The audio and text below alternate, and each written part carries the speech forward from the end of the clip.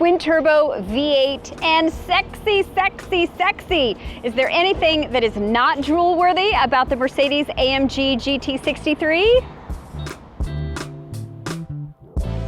I have long been a fan of the AMG GT line of cars, starting with the styling, though I do prefer the proportions of the first generation and especially that AMG GTS, but these are instant classics. Front mid-engine placement, short overhangs in the front and the rear. You get this long nose, long dash to axle ratio, which I'm always a huge sucker for. That nose leads into this kind of bubble of a cabin right here. You guys, the lines on this are so classic and so incredible. I absolutely love how this thing looks. And this Starling blue Magno paint, oh my gosh. Its wheelbase now extends by almost 3 inches and it's a bit over an inch wider. I've heard some folks complain about the grille, but I am not one of those people. This gives me vibes of old 60s sports cars and I am here for it. In all of this is the AMG 4-liter twin-turbo V8. It's also mated to a 9-speed automatic transmission, and out of that powertrain, you are going to get 577 horsepower, 590 pound-feet of torque. Those are monstrous numbers. Buyers can opt for a lesser-powered version in the GT55, which gets you 469 horses and 516 pound-feet of torque. That torque number still looks very impressive. You will also be able to opt for the AMG GT63 SE Performance.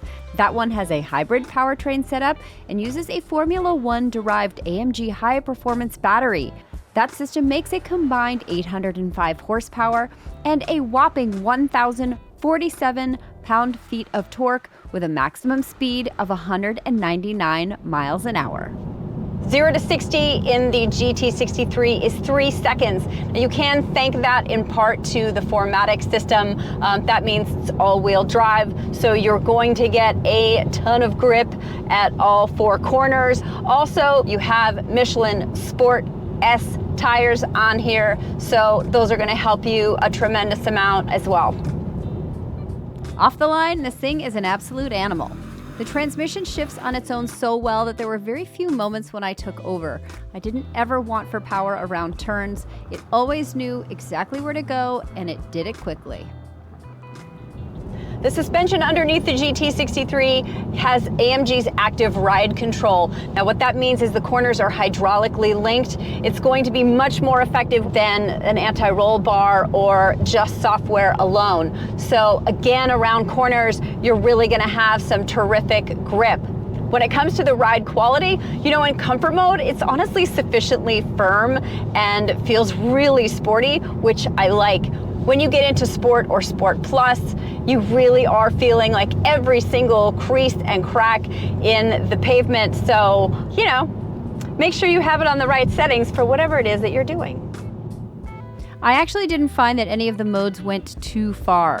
Even the stiffest settings felt great, appropriately sporty, but not so over the top that it was distracting or took away from the driving experience. This is a beautifully tuned suspension.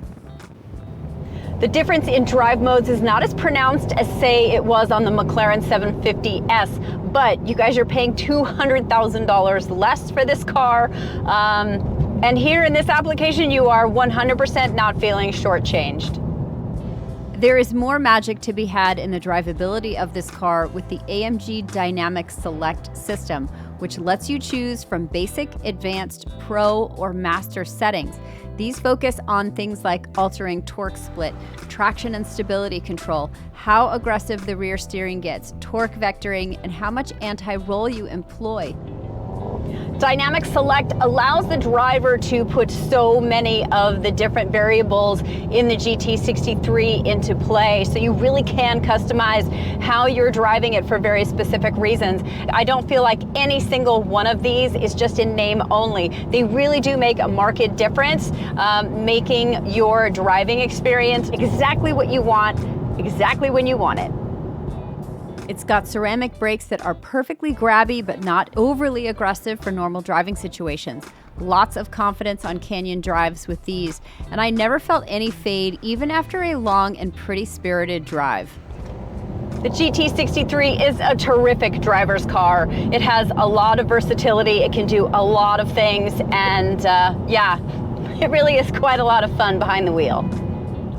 I've got these AMG performance seats that are highly adjustable and comfortable. There was one spot for me that got a little bit numb after a couple of hours, but that's just probably my weird body. But leg and headroom are great for a taller driver. Impractical, you say? No, cargo space. You guys, this has 16 cubic feet of it. I mean, I could put a couple suitcases in there, go for a nice long weekend. Sounds pretty fun to me. Okay, so now I'm gonna put a little water on the fire here because the UX system absolutely distracts from the joys of driving this car. I've said this before about pretty much any Mercedes that I've driven recently, and the way that you interact with this car, they make it more challenging than I think it should be. This haptic touch system that's here on the steering wheel, I mean, listen, if you just accidentally swipe against anything, you very easily change your menus, change your settings without even knowing it. And so you can sometimes get a little bit lost with where the setup is, which is unfortunate, especially if you're kind of driving aggressively and you're not like thinking about it. It's just like a kind of a pain in the neck. The other thing is this UX system is fairly layered, and while I mean, listen, I've been driving this thing for almost a week now, and I've gotten used to it, but I don't like it. And to me, there's a big difference between thinking, oh yeah, this is really intuitive, or not. I personally cannot wait until Mercedes kind of decides on, oh, you can maybe change your UX system. I'm sorry, can you say that again, please? No thanks. I can't wait until they change it. I'm sorry, but I can't help you with that right now. When it comes to serenity, well, the driving is as serene as it gets with a great sounding V8 exhaust howling at you, especially when you are in Sport Plus mode. Visibility, to be honest, isn't the worst, and you do have safety features here that will help you in that regard.